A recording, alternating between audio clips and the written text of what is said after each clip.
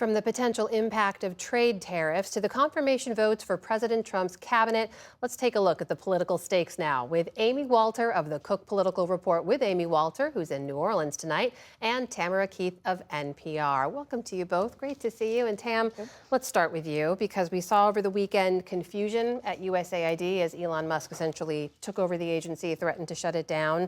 Confusion and concerns about the number of firings at the FBI and DOJ. Markets today unsteady after confusion about whether or not tariffs were going into place.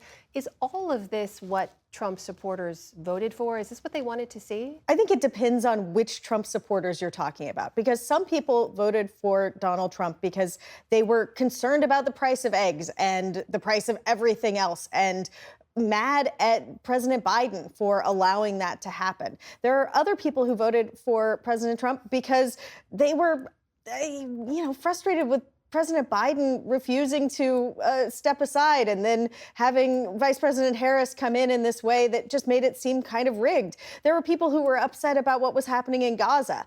And then there are people who really wanted to just blow up the boxes, wanted to shake things up, felt like government wasn't working for them. And they are looking at this and saying, look at that.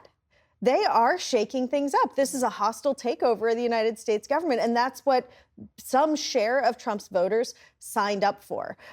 What I will say is that when a president takes office, they are never more popular and never more powerful than they are in the first couple of weeks. And then as they continue to do more things, people who voted for them get upset about it. And so their popularity almost inevitably declines.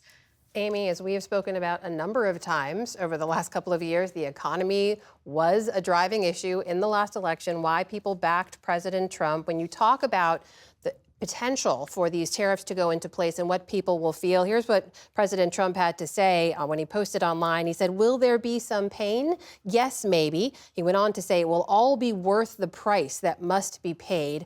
We know, Amy, that prices for fruits and vegetables and alcohol and lumber and electronics could likely all go up if the tariffs go into effect. How much will President Trump's supporters be willing to stomach on that front? Yeah, I think Tam made a very good point about the frustration with the status quo. And I think a big reason that Trump not only was successful in the election, but why he actually starts off in decent shape in terms of his overall approval rating is that people are ready to see the status quo disrupted. And they see the Democratic Party as basically one Democratic pollster told me, they see the Democratic Party as avatars for the status quo.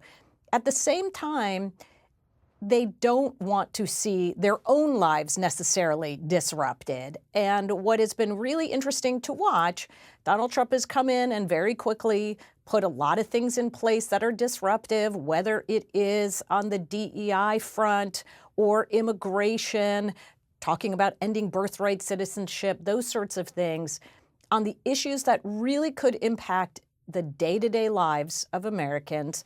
One was shutting down government funding, putting a pause or a freeze on government funding, which was quickly rolled back, or this issue of tariffs, which was basically a 24-hour event. The impact of it will not be felt, at least at this point, by regular Americans. And so, you have to wonder at some point, either one, these tariffs go actually into place and people do feel it, or that this now becomes something that we don't hear from for a while, or it gets solved, and instead that the president spends more of his time on the issues that will impact some people but don't have the broad impact on the economy. Meanwhile, we know his selections to join his cabinet continue to move through their confirmation processes. Tam, we saw and we have seen among the more tenuous nominees is Tulsi Gabbard to occupy that top intelligence post as DNI. We saw Republicans express concerns about her in the confirmation hearings. Just today, Senator Susan Collins said she will vote to confirm Tulsi Gabbard. And we know that the Senate Intelligence Committee vote is scheduled for tomorrow afternoon. Gabbard cannot afford to lose a single vote. What do you see happening here? Right. It looks like she is in an increasingly good position. She certainly looks to be in a stronger position than she did during her hearing, which did not go particularly well for her. She was frequently asked whether Edward Snowden was a traitor, and she could not answer that or would not answer that question directly. But the reality is that we haven't seen a lot of senators really willing to put their necks out, Republican senators willing to put their necks out and go up against Trump on his nominees. They are repeatedly saying he wants these people, we're going to give them to him. And we should remember that he also had threatened to appoint them through recess appointments and to sort of force them in there if the Senate didn't go along with it. So I don't know where we're going to see the pushback. We might see it with RFK Jr. We might not. We haven't at this point seen a lot of pushback, for instance, on the administration's actions to pause funding. We haven't really seen Republican House members or senators stand up and say, well, we're the Article 1 branch of the government and we have the power of the purse. You aren't seeing a lot of that. Amy, how do you look at all this? And we should also point out that 3 senators did vote against Pete Hegseth on his confirmation for Secretary of Defense. He was later confirmed. But how do you look at this issue? Right, including Susan Collins being one of those votes against Pete Hegseth. I look at it similarly, which is at this point, Republicans are treating the president as somebody who is not just the leader of the party, but one who has a mandate that is even stronger than their own individual mandates, let's say, from their voters. In many cases, you have Republican senators and members of the House who got actually fewer votes than Donald Trump did in their district. So they are giving him a whole lot of runway.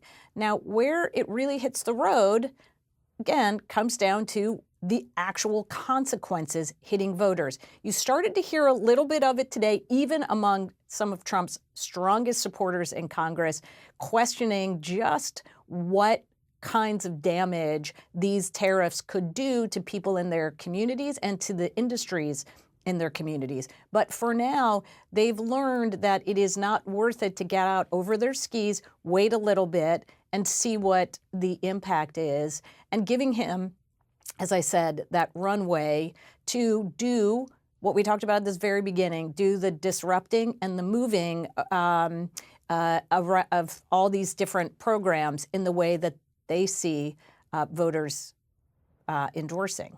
Amy, before I let you go, in the 30 seconds or so I have left, we know the Dems now have their new DNC chair in the form of Ken Martin, the former Minnesota party chair. What do you take away from his election? It didn't really have a whole lot of intensity or ideology around it. I do think Democrats are still trying to find their way. And this becomes really important, Amna, that as I just said earlier, the question of the consequences on average Americans, I think that's what Democrats are counting on as helping them find some success, find their footing, find their way going forward. Until that happens, the goal of the DNC chair right now is simply raising money and keeping the infrastructure, keeping the employees, keeping all the folks who do the work on the ground engaged and focused. Amy Walter, Tamara Keith, always great to see you both. Thank you. See you. You're welcome.